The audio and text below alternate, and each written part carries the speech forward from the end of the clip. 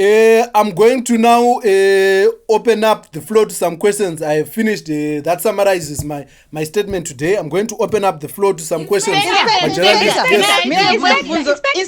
We have been hearing kuti minister vakarara kumba kwavo.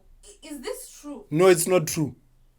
The minister slept kumba kwa commissioner general because we realized kuti munhu wa minister haangarari ku central nedzimwe nhubu dzinoba mafoni.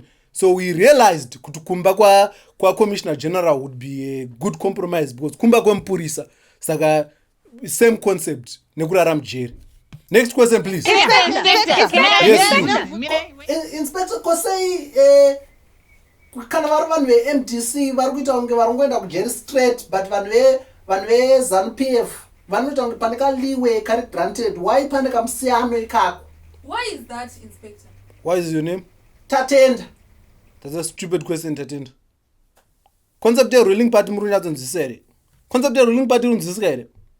Muda kuti ruling party neopposition zvibatanidzwe.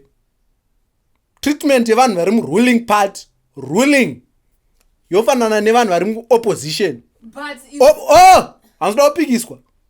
Muda saka mabenefits achina oita pai. Mabenefits achina anga ari pai kana tikavabata zvakafanana. Maton boa. Tatovhara question and answer. That's the close of it. Chipepan. Inspector. Vepan up.